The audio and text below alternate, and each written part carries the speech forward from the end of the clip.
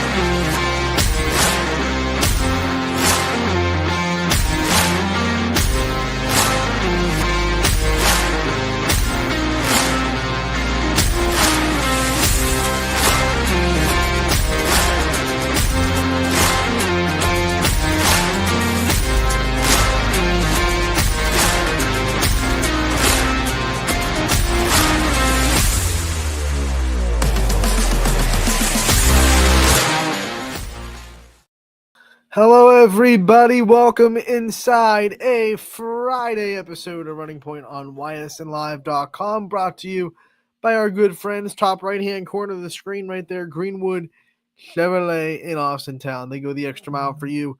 We try to do the same here on this show every single day. We have a big show for you today. We're going to talk about playoff football, talk about a couple more of the postseason awards that have come out. We have two more volleyball postseason awards that were released yesterday, one more to be released this afternoon. And we're also going to get to more basketball season previews as well. So it's going to be a fun show. We're going to start with talking about the volleyball postseason awards that were announced yesterday. We have announced our team of the year and our coach of the year. Those were both announced yesterday on our social media pages. Congratulations to our 2024 YSN Volleyball Coach of the Year, Michael Klockner from McDonald. And when you look at what Michael Klockner and the McDonald Blue Devils have done this year, I mean, last season McDonald was 18-8 as a final record. They did not win the MVAC. And they did win districts, right? They won district championship. This year, they lost a couple of really important seniors, including a setter. And I've always said, and I will continue to say, setter is the hardest role to fill. If you lose a setter, if you're trying to fill in a new setter, it's going to be harder than if you lose a hitter or if you lose some defense. Setters are really hard to replace. And McDonald had one of the best setters in the area graduate a season ago in Megan Klockner. So rightfully so, before the season started, there were a lot of question marks for McDonald, right? And there were a lot of question marks inside the MVAC. Middle Ridge lost a lot. Western Reserve lost a lot. McDonald lost a lot. We didn't know who was going to be the team to really take the reins of the MVAC. And McDonald came out swinging. At first game of the year, they go against Middle Ridge, who beat them twice last year in 5 sets both times. And McDonald opens MVAC play with a 5-set victory over Middle Ridge. And it gets more domination after that. In fact, they sweep just about everybody out of the MVAC. They go into an undefeated MVAC season. They don't lose a game until late in the season when they drop one to Lakeview. They finish the whole season with 2 losses. They win back-to-back district championships. They took all the question marks that were there before the season started and said, question answered, right? There you go. That's how we think we're going to be this year. They have a brand new setter, Ava Salamone, who did a marvelous job running that 5-1 offense. And that's a testament to coaching. All credit to Ava there, but it's also a testament to coaching, putting people in the right positions to develop a program past just one good graduating class. Right, you keep developing, you keep putting these young players in good situations to go out there and succeed. And that was really just the big picture of this Coach of the Year nod for Michael Klockner, was just the development that we've seen from his players.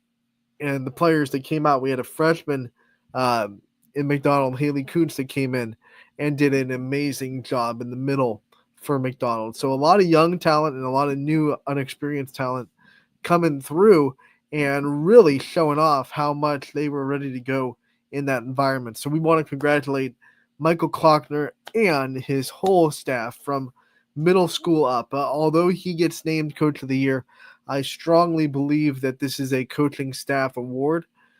This is one that kind of goes out to everyone that works in the McDonald volleyball program, because obviously the freshmen that came up were ready to go. So those 8th grade and 7th grade coaches, they're doing their jobs.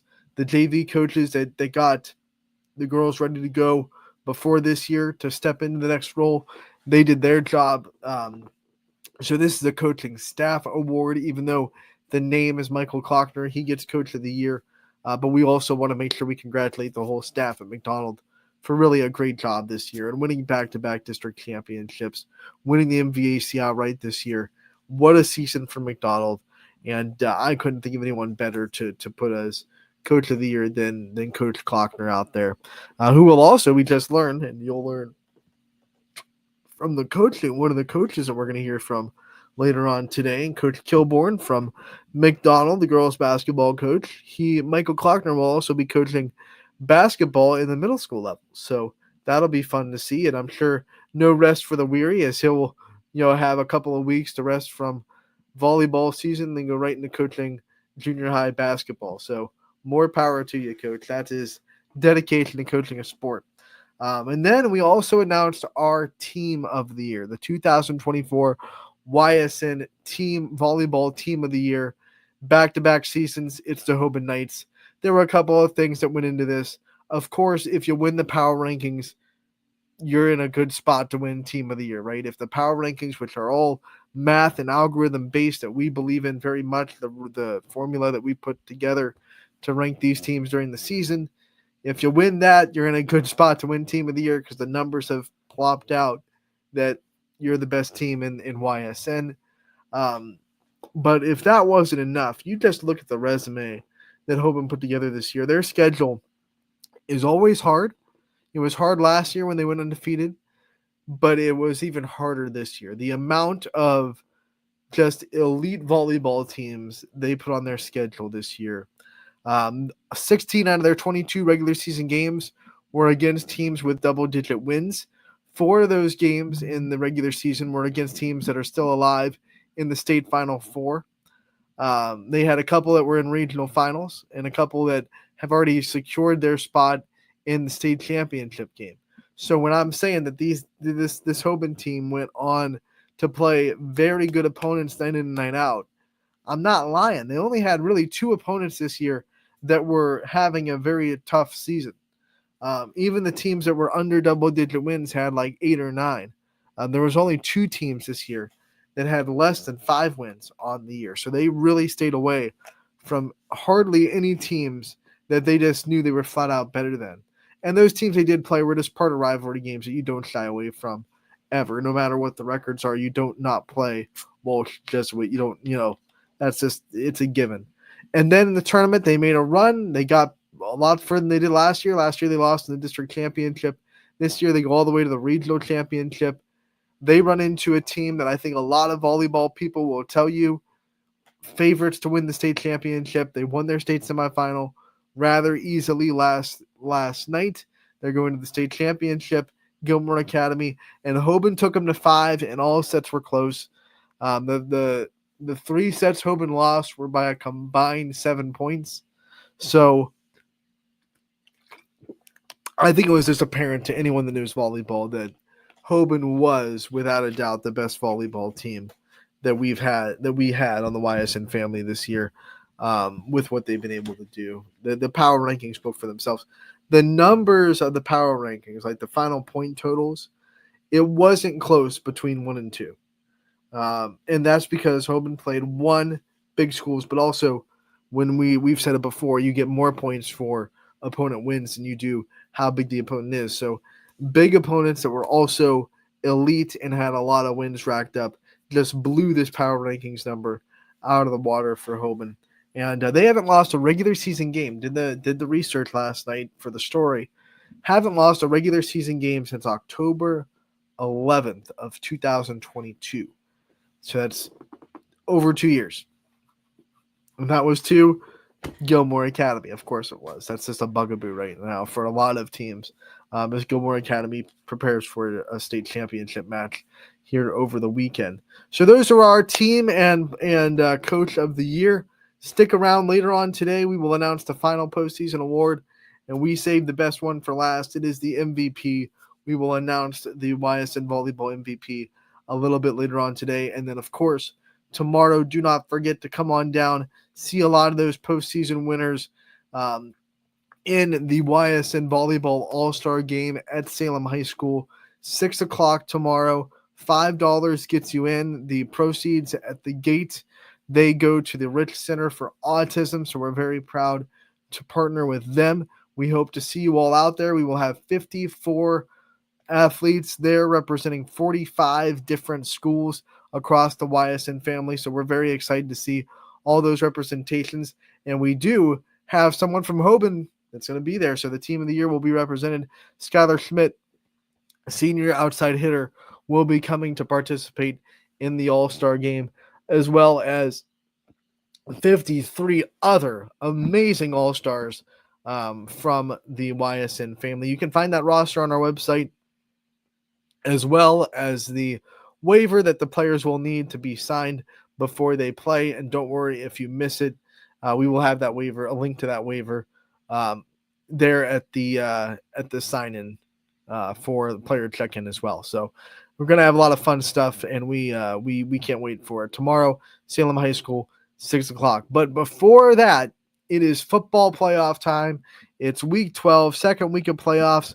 We have a lot of fun matchups. We're going to hop into the Ysn scoreboard and see what's going on in football action tonight. Reminder that all of these games that we're about to talk about, the ones you can watch on ysnlive.com will be pay-per-view. One payment of $9.99 gets you access to all the games in the playlist. So if you are asked to pay anything other than that one payment of $9.99, don't do it. It is not us. We've not asked for subscriptions. Don't fall for the pop-ups that might pop up on your page, anything like that. It is just one payment of $9.99 that'll get you access. So here's the scoreboard in the games that will be happening tonight across the Ysn family. Austintown, Fitch, Warren Harding. This is the game that it seems like it's a playoff tradition. 4 versus 5. It's going to be a good one in Austintown, Fitch. No shocker that they're playing in the postseason. They've played some wild ones in the past. This one promises to be a wild one as well. Hoban looks to win their second straight playoff game as they have Uniontown Lake coming into town. This is going to be one where Hoban will be the favorites for sure in this game. The next game, Ursuline against Villa Anna St. Joe's. The seeds won't tell you this, but this is sneaky. Ursuline went to Villa Anna St. Joe's earlier in the season, won by only 3 points. So Villa Anna St. Joe's, a very strong team, a very sneaky lower seed that could give Ursuline some problems. So don't look at the seedings for this one and think it's going to be an Ursuline cakewalk, because it will not be. West Branch, the 4 seed, they have a home game against the Tar Blooders of Glenville. And this is going to be a tough game for West Branch as well. Glenville, a very physical team and a very tradition-based football team that knows how to win in the playoffs. Talk about knowing about winning. Perry, your reigning state champions. They will be hosting Struthers tonight, an all-Ysn matchup. Ysn will have the coverage. The Perry School has been doing a great job covering their football team all year, and they will have the broadcast tonight between the Wildcats and Pirates as they continue their quest for back-to-back state championships. Like we have talked about this week, East Liverpool probably didn't expect it, but they get a home game, 12 seed versus 13 seed in East Liverpool. Potters against West Holmes. That'll be a fun one, and that'll be a rocking crowd that is going to make the most out of the opportunity they've been given for a home playoff game. A league rematch happening in South Range as Girard comes to town to try to take on the South Range Raiders. This is, of course, a 1 versus 8 matchup, but Girard has looked very refined the last 3 weeks of the season. Their offense has found an absolute rhythm. They have been scoring at a very consistent clip. So maybe a little bit of a different Girard team than South Range saw earlier on in the season. They'll need all of that consistent offense if they're going to pull off what would be the upset of the night tonight in South Range. Garrettsville Garfield, they're one of those perennial playoff powerhouses. They'll try to continue that tonight against Garaway. That's a 4 versus 5 matchup in Division 5. Garfield will be the host, and that one will also be covered by Garfield's school broadcast system. Martins Ferry got the upset at Crestview last week, so they get to travel to Poland. This is 3 versus 14. So Martins Ferry 11. I'm sorry, it's 3 versus 11. But Martins Ferry trying to pull off a big upset again.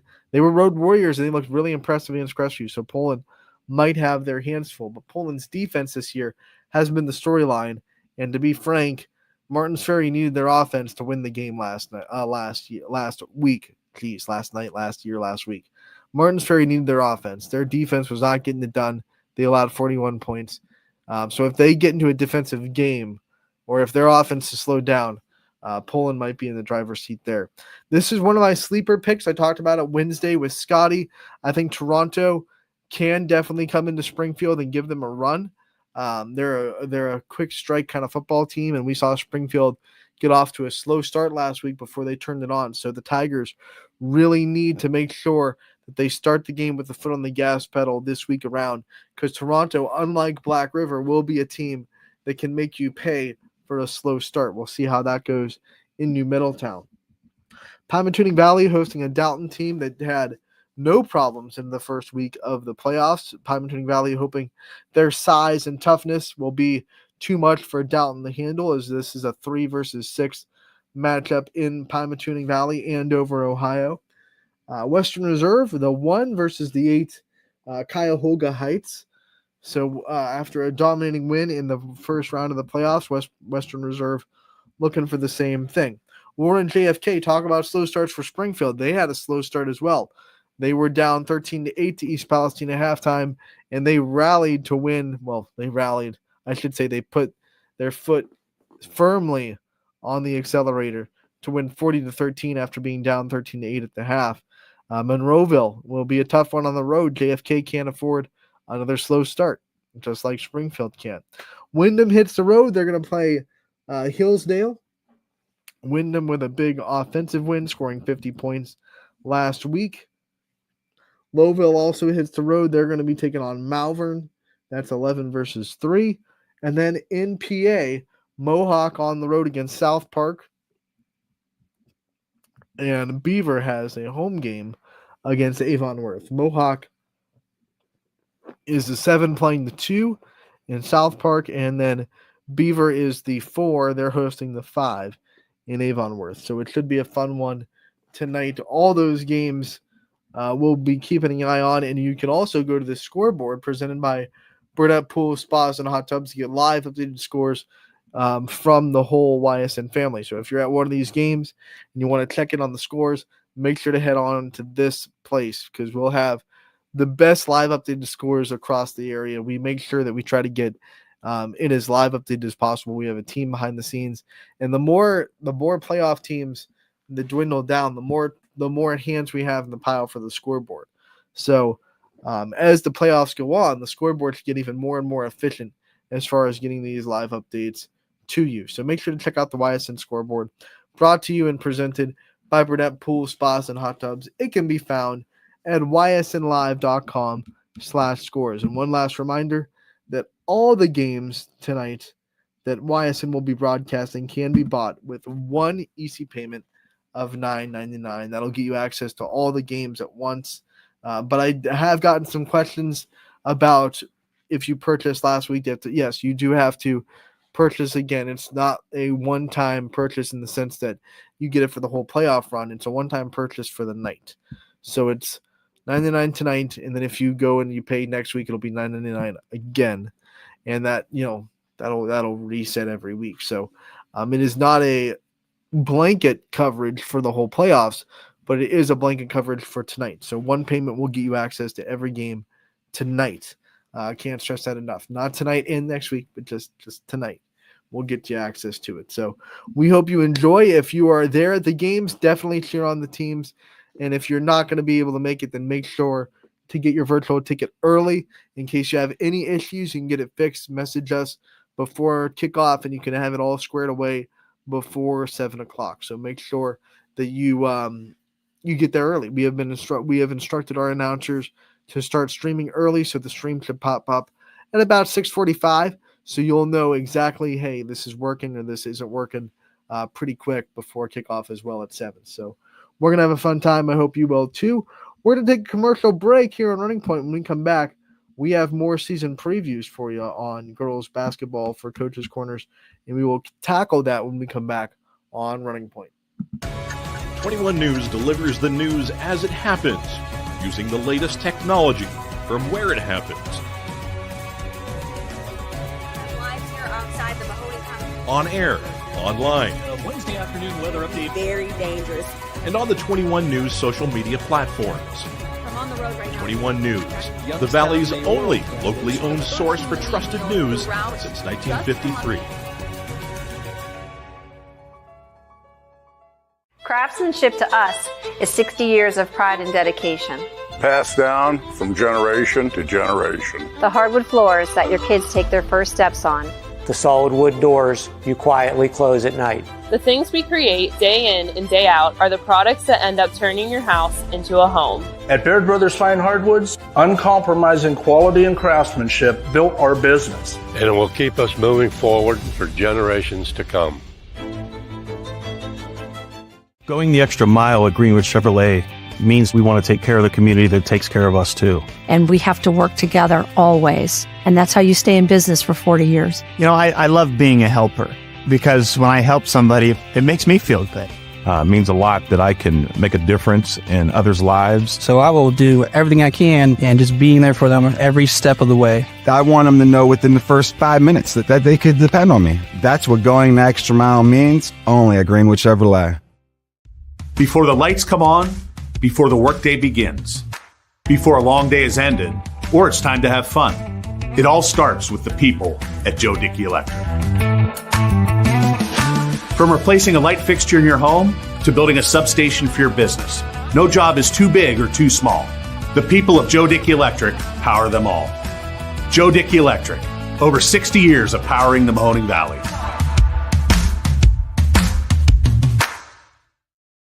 Welcome back to Running Point on ysnlive.com, brought to you by our good friends over at Greenwood Chevrolet in Austintown that you just heard from in that commercial break.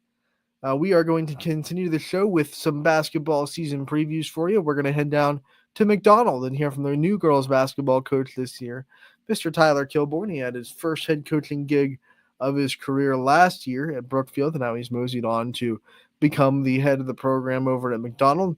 I had a chance to talk with him yesterday about what he expects from the program and how excited he is to take the lead. So here is a Coach's Corner season preview from McDonald with Tyler Kilborn. Anthony Hartwig here with a McDonald girls basketball season preview and Coach's Corner. We are joined by first-year head coach Tyler Kilborn, taking over the program this year. Coach, thank you so much for coming on and joining us and talking about your program. Absolutely, man. Before we talk about all the exciting things that you have in store for this year, let's just talk about taking this job and when it opened up, what made you excited about it and want to be the next head coach of the McDonald girls basketball program. Yeah, absolutely. So my whole entire family's from McDonald's, and McDonald's always held a place pretty close to my heart. And so as soon as that job went up, I decided I was going to jump on it. When you take it over and when you kind of are named the coach, what were some of the first things that you really wanted to implement and some of the first things you wanted to make sure you got done as you started this journey? I think the first thing I wanted to get out in the community, meet as many people as possible. Numbers were down last year a little bit, so I want to try to get out, see if we can get some of these athletes, because McDonald always has great sports. The volleyball program does great. The cross program does great. So the athletes are there. It's just about finding them and trying to get them to come out for basketball. This program is not too far removed from a trip to state. I mean, it's had its definitely time in the sun and not in the not so distant past. What do you think about trying to get it back to, its kind of former glory and trying to, trying to put McDonald, quote unquote, back on the map a little bit? Yeah, absolutely. I think it's going to be a really good season. These girls are awesome. I keep saying it to everyone I can tell. This is probably my favorite team I've ever coached. They have a ton of personality. They're hardworking. I mean, all summer we had 15 girls for varsity and JV coming out, and then even our youth program during the summertime, we had 15 third through seventh graders coming out every single or 2 times a week. So it was awesome. And that's a perfect segue to kind of meet the team and have our meet the team segment of this coaches corner. We want you to go through the roster and shout out the big names that we'll be seeing on the court this year for McDonald. Yeah, so I think our roster basically starts with our big 3. We have Gracie Callows, a senior. She's a tremendous leader. She's awesome. Everything you could imagine, everything you want from a leader as a coach. She's always there, working hard and being positive to her teammates. Juliana Crumpack is just a phenomenal guard. She has probably some of the best passing vision I've ever seen from a high school girl. And then I've Sierra Shiley down low. She does a lot of things. She rebounds. She's a good outlet passer, and she communicates really well with the girls. But I had a lot of other girls that developed a ton this summer. Olivia Colward, she was a senior, didn't get a ton of minutes last year, but she has worked on her shot. She's been there. Anytime I open the gym, she's always there now. Addison Gruhl, she's a sophomore. She started last year. She's got, I want to say 10 times better over the summer. She put a lot of work in. And then I got 2 freshmen that are really solid. One, namely Sheesley, just finished 4th in the state in cross country. She's fantastic. She's like an energizer bunny out there. She's going to probably lead our team in steals and basically every defensive category. She's all over the place. And then Maddie Homa, super, super skilled freshman guard. Now that we know your team, let's get to know you a little bit. This is your first coach's corner. So talk about your basketball journey, kind of what got you started in the sport, what got you started in coaching. Yeah, so my dad has been a basketball coach my whole entire life. He started coaching me when I was younger. He's been Gerard's boys junior high coach for about 15 years now. So he's a big influence in my life. I always knew I wanted to coach as soon as I realized I wasn't going to play in college and stuff like that. My first thing was I want to start coaching. So after that, I started coaching Nick Canarino, who was actually my coach in middle school, 7th and 8th grade. He offered me a job over at Camel, and I was there for about 6 years. Learned a ton from a great guy. And anything I still need, he's always there for me now. And then I took a year off, kind of went down to junior high level, and then last year I was at Brookfield for my first year as a head coach, and now I'm here. Talk about the lessons you learned last year as your first year as a head coach, and what you're taking into this year from the lessons learned from last year. You think? I learned a lot last year. It's a ton about communication. I was with boys for most of my coaching career, so this is only my second, third year with girls. So trying to make that adjustment of you got to focus more on building the relationships up with the girls and getting them to trust you, explaining things in a thorough manner. And once they do that, a lot of the girls, especially the girls I have now, they'll run through a wall for you. If they know what the purpose of what you're doing is, they'll do anything. All right, Coach. Now I want to know, like, kind of your coaching philosophy and kind of the culture you're trying to bring into this program as well. You know, that's one of the things that you have to do as a first-year head coach. You have to kind of instill a culture and a philosophy that you want in the program. So talk about that and what you want to see out of the McDonald program from a culture standpoint. I think a lot of it comes back to what you were saying earlier. We had a great tradition in McDonald. When I was growing up, McDonald was a huge basketball town. Everything was, or they had this streak where I think it was 90 games in a row on the boys' side where they won. And you were saying they went to state a couple of years ago for girls. So I think the main thing right now is getting that energy back into the program, trying to get a lot of people to come out and support these girls. These girls are working so hard. And I mean, they had a fantastic summer, and I think it's going to show a lot when the games start coming around. So bringing that energy back into the program, playing up tempo, having the girls have fun out there, supporting each other and having a great time. Let's talk about this schedule. It's in the MVAC Scarlet tier. So you go from Brookfield, who was in the gray tier. Now you're on the other side of the MVAC in the Scarlet. Let's talk about your league first and kind of how you see it and some of the things that you think McDonald can do inside the conference. Absolutely. I think our league is a really tough league. You have the teams like Reserve and Ridge and Springfield that have been really good in the recent times. And then, but it's the rest of the schedule isn't a cakewalk either. Lowville has a coach, Lisa, does a fantastic job. She had a young team last year, and they got pretty far in the playoffs. I know they knocked McDonald out in the first round last year. Camel's coach, Ashlyn, I was there, I met her, and she works really hard, and the girls love playing for her. Jackson Millen, we saw him over the summer. Their coach, he built that up from almost nothing a couple years ago, and he does a really, really good job. So a lot of teams in our conference, they're very, very well coached, and a lot of them have had success in the recent times. So it's going to be a battle every night in the conference, but I think we can hold our own. I think it's going to be a fun. Every conference game is going to be very meaningful. And then when you think about the non-conference games that you do have that pop up on your schedule that really are the ones that test you for tournament time, what kind of teams pop up out of conference that you're excited to challenge yourselves against?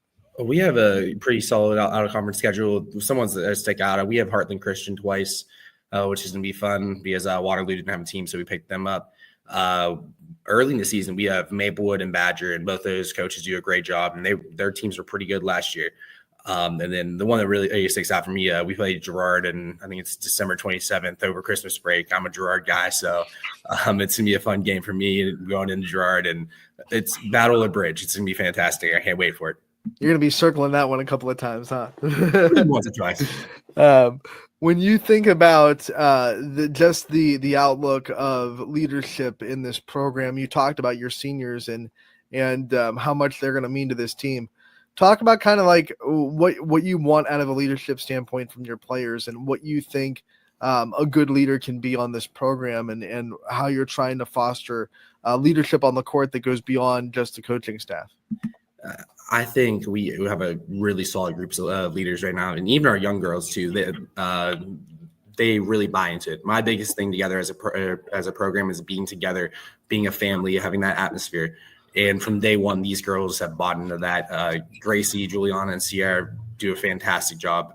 Gracie, I mean, if I missed the first 15 minutes of practice, Gracie could probably run it by herself by now. And Juliana's a good vocal leader, and they're smart girls too. They're learning how to play, and they picked up basically changing completely how they played from last year to how I want to play this year. And they bought in from the first day. And that's, as a coach, that's all you can really ask for. But our young players too, they all love each other and they want to be around each other and they want to succeed. And that's fantastic to have in a program, especially as a first-year head coach. Coach, we wouldn't let this Coach's Corner and season preview go without giving you the chance to shout out your coaching staff and the people you've brought alongside you to make this McDonald program what it is. So shout out the people working with you and the coaches that are helping you make McDonald great. Yeah, so I have two varsity coaches with me. I got Jonathan Camuso. He has been around the game for a while. His mom was on the staff last year. He's a great guy. It's funny. My wife actually teaches with him, and she mentioned it.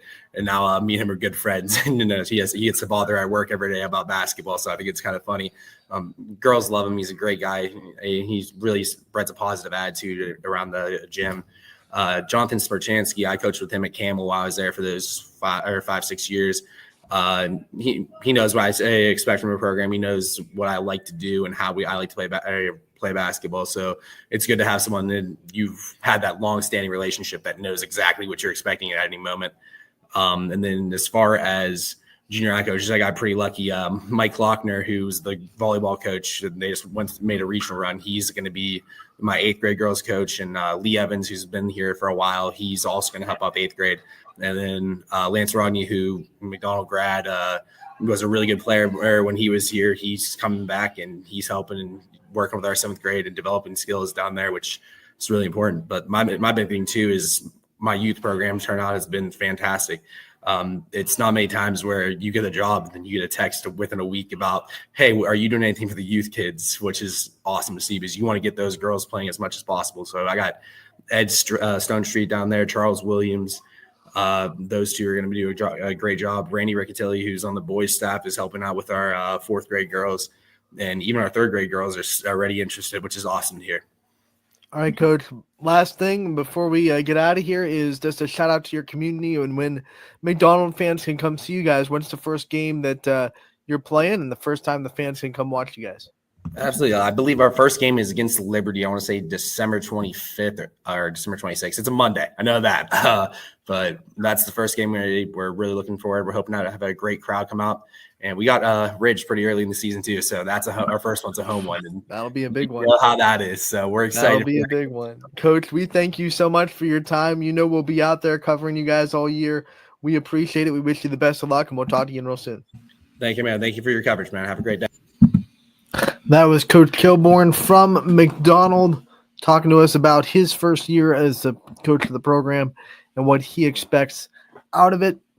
In transition to our next basketball preview, we go to South Range and we hear from the head coach of the Raiders girls basketball team, Jeff Fischel. And like we always say, the best dressed coach may be in Ysn. We will have to see what kind of suits Coach Fish pulls out this year. That'll be one of the hot topics of the whole season, right? We're out here like TMZ. What are you wearing today, Coach? Oh, it'll be fun inside the Thriller Dome this year at South Range. So here's Coach Fischel, the head coach of the girls basketball program down there. Anthony Hartley here with another girls basketball coaches corner and season preview. We're joined by the head coach of the South Range Raiders, Jeff Fischel, coming on board for another season with the girls basketball program at South Range. Coach, thanks for coming on, talking to us about this program. Hard to believe it's this time of year again, but as always, it's good to see you, Ant, and thanks for having me on.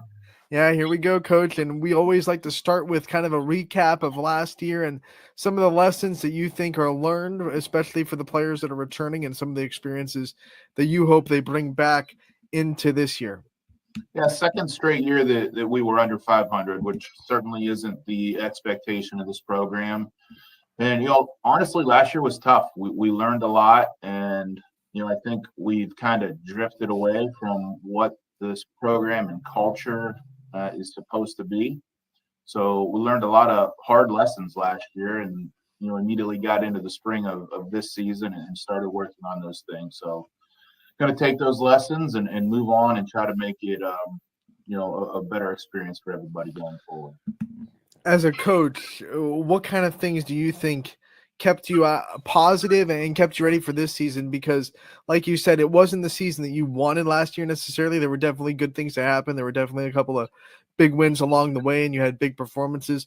But I know there was a lot that you felt left on the table. So how did you kind of tackle, putting that away and coming into a fresh mindset for this season? Well, I got to give credit to our younger girls that didn't accept the way that things went last season. And, we had our no contact period right after the season, but we had a couple of our younger girls, our returning letter winners, that immediately, once our 28 days were up, we're like, Coach, can we get in the gym? Can we get in the gym? And so we started, what would that have been, like the beginning of April right away.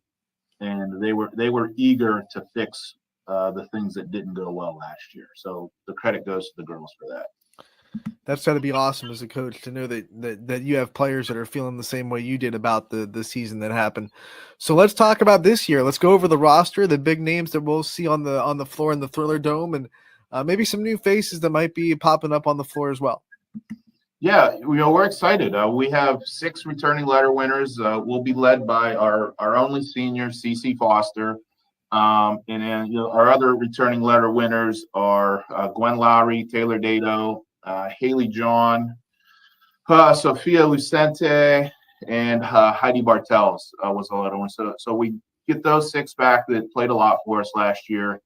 Anna A is back in the fold. She played her freshman year, didn't play last year, so she's back as a junior and really brought some energy to our team. So she's back, looking for big things out of Kiera Winter and Katie Dance this year.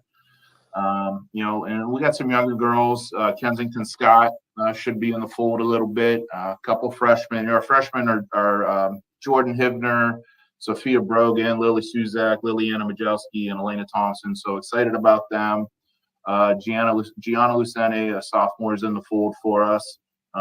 Lily Lutz is a junior that's been coming to practice and helping us out a lot. So I'm looking at my list. I'm sure I missed somebody, but excited about this year's roster. We got a lot of good girls.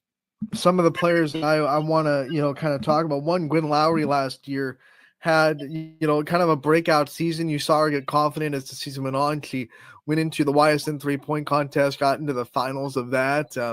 What do you see from next steps for her this year and building that confidence even more and being a really threat on the perimeter for this team? Yeah, she was one of those girls that wanted to get in the gym right away in the spring. And, Gwen has dedicated herself to getting better and dedicated herself to this team. She's a different player than last year. She's really improved. She'll be a good interior and exterior player for us, and she's a great leader. So excited for what she can bring to us, and excited to see how the season unfolds for her. And then you also mentioned a couple of players there that were a part of the softball program and coming back into the fold as well. That really has been to state a couple of years now. So you bring that winning culture into the locker room. What's that like to have players that know how to kind of, build that kind of winning culture and build that winning program? I don't think I can overstate how important that is. The culture our softball team has, and for us to have, a lot of the girls that started last year and played meaningful innings for them and had huge at-bats that are in the fold for us are helping us get our culture back in the basketball program to what it was a couple of years ago, and they're leading the way for that. So that's gigantic for us. So now we talk about your schedule. We always start with the conference. The NE8 is always good. It's always competitive. You know that. Everyone knows that. Talk about the conference this year, what you see out of it, and where you think the Raiders can really find a way into the top tier of it. Yeah, as always, like you said, the league's going to be very talented. This is probably going to be the most level the league's been. I don't think there's any one team in the league that you can look at and say, oh, they're going to be down this year. I think everybody's going to be really good. Obviously, we're all trying to do the same thing. Poland has won this league every year since it's been formed, so we're all trying to knock them off. I think they're the favorites, and until somebody does that, I'm going to always say that. They're going to be really good. Obviously, Coach Blanche does a great job, and they return a lot of talent. But, I mean, look, Girard was right there last year. They bring back a ton of talent. They're young and hungry, and so they're going to be really good. Lakeview and Struthers, new coaches with a lot of returning talent, so they're going to have energy, and they're going to have some new stuff for the other teams to learn. Hubbard returns a lot of girls, and they're building things rightly. Niles continues to get better every year. So this is a league that every night it's going to be interesting to see what happens, and I think it's going to be real fun for people to follow. And then your non-conference schedule is always good. You never shy away from the tests in the non-conference. Talk about some of the teams that pop up outside of the NE8 that you're excited to challenge yourselves with. Yeah, I'm excited. As always, I love our non-conference schedule. We start out with United, which is always a really good program, and then 2 nights later we play Columbiana. And Columbiana was great last year and pretty much gets everybody back. So that's going to be a really good early season challenge for us to kind of figure out where we're at in things. Play Liberty. We play Mohawk from Pennsylvania again. We go to Springfield. A ton of respect for Coach Matisse, and that's always a fun battle for me. Love playing Springfield. We play. Let's go through this. We're at Mineral Ridge this year again. Another team that was really good last year. It pretty much gets everybody back. Coach Harrison's done a great job with that program. So that's another exciting non-conference game for us. We end up the season at Fitch, and in the middle of the season, we get to make one of my favorite trips up to Edgewood and play against Coach Fensel and his team. Coach Fensel is one of my favorite people on earth. I think the world of him, and so we're excited for that trip. And then over Christmas break, we have our holiday tournament where we get to play Garfield, and Coach Gilbert always has those girls going good. And we play Beaver, PA in that. So pretty exciting and variety of teams and different looks we'll get on our non-conference. Coach, I like that you brought up the Holiday Hoops tournament, one of our favorite times of the year, coming down and covering all those games that happen throughout the 2 days that are there. Coach Gilbert already did his coach's corner. He wanted to make sure you had the meatball subs ready to go. So we had to pass that message along. They'll be there.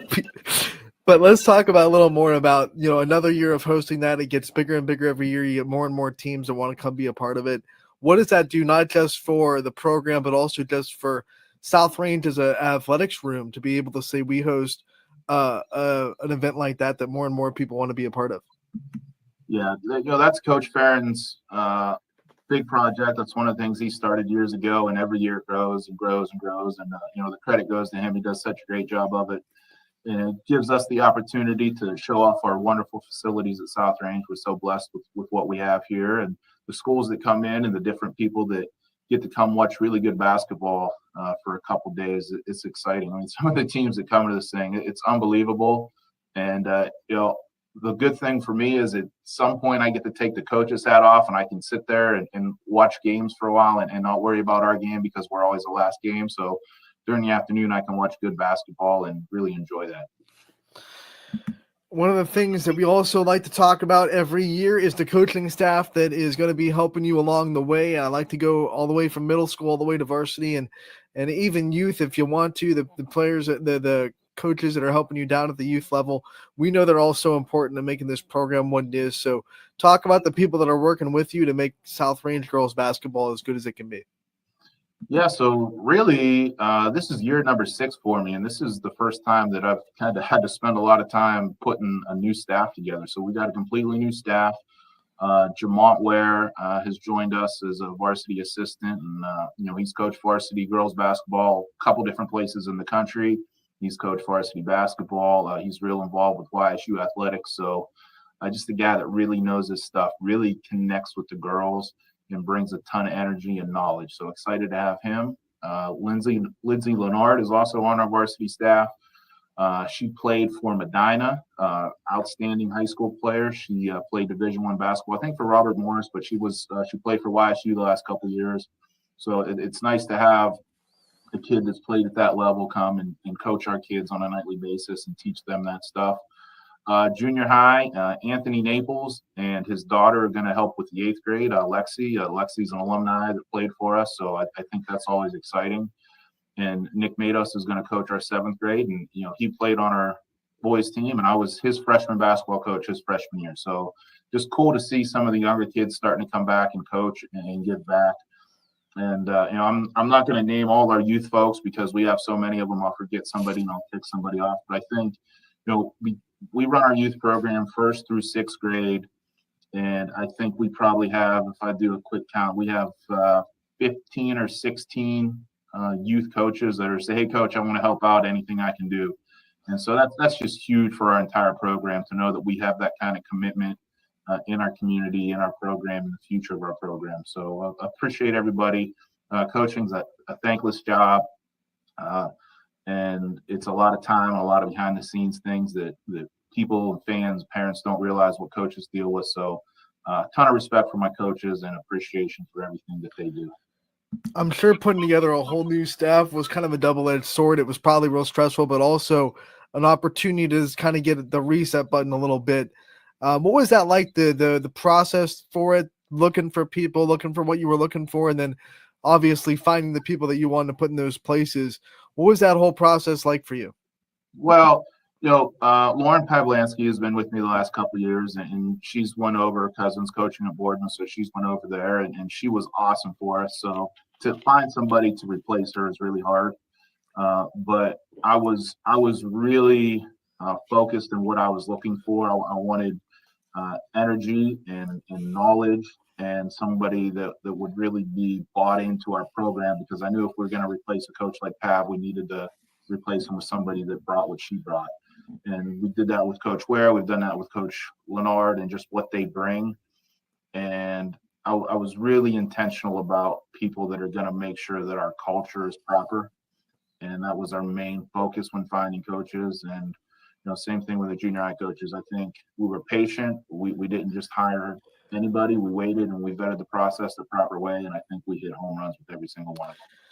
I got to tell you, Coach, from an alum myself, I am so happy to see Anthony Naples and Lexi both be a part of that program. Those people that I grew up with, man. So yeah, home awesome. run for that, for sure, Yeah, with that one. So last thing, Coach, we want to just where we've been asking all the coaches this year, lessons learned from the sport of basketball. That's kind of our theme question for our coaches this year. So I want you to go over, is this some lessons that you've learned, not just as a coach, but you can go back to your time as a player at South Range as well, and some of the key life lessons you think the sport of basketball has taught you and that you wouldn't be the same person without the sport? Well, I think the first thing that comes to mind is that small doesn't stay small from a coaching standpoint. If there's a small issue that pops up, you need to address it, or it's going to grow and grow and get out of control. So that's kind of something that I take into my life everywhere. If there's a small issue that pops up, I want to address it now and not let it get out of hand. But I think the great thing about basketball and sports in general is that for anybody to be successful, they've got to have good people around them. Nobody ever does this alone. And so, I try to surround myself with the best people possible. I try to pass that along to the girls on our team. Like you got to be around good people. What do they say? Your people that you hang out with, the 5 people you hang out with the most are what you're going to be like. So pick good people, get good people around you, and you're going to be a good person yourself and be successful. So those are just a couple things that basketball has provided to me in my life, and I take with me every day. Coach, we want to wish you the best of luck this year. We thank you so much for the time coming on. When's your first game? When's the first time we can come to the Thriller Dome and see South Range girls basketball? So we open at United on November 25th. Our first home game is December 5th against Liberty. All right, Coach, we can't wait. We want to thank you again for your time. We wish you the best of luck this year, and we will talk to you again real soon. Always a pleasure. Good to see you, Ant.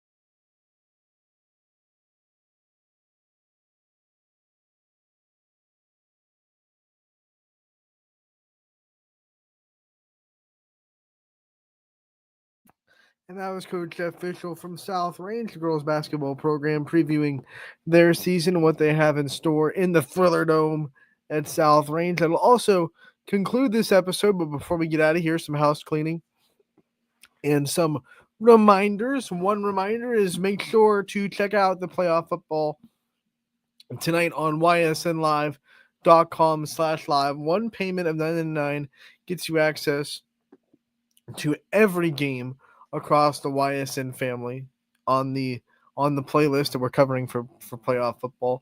One payment, $9.99. If it's anything other than that, it's not us. So I want to reiterate that explicitly. But either head off to games, have some fun on playoff football. Should be a beautiful night. Storm Tracker 21 has it not getting too far below 50, so it should be a really nice, cool, crisp night. Not too cold, not too warm. Should be fun for you guys to get out there, see the second round of the playoffs. And then the other reminder, of course, tomorrow is the YSN Volleyball All-Star Game.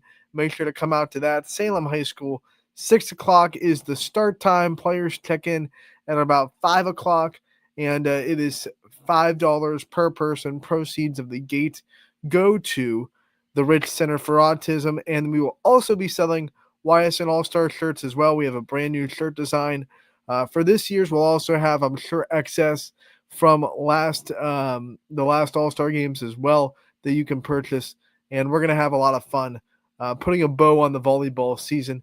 I also want to wish the best of luck as well to Beaver, who is still playing volleyball on Saturday at 2 o'clock, I believe, in the state quarterfinals. So they are playing for a trip to the state semis in the Final Four in the state of Pennsylvania. So good luck to the Bobcats on Saturday as well. Come on down to Salem High School, see all the wonderful All-Stars that we have playing across the YSN family.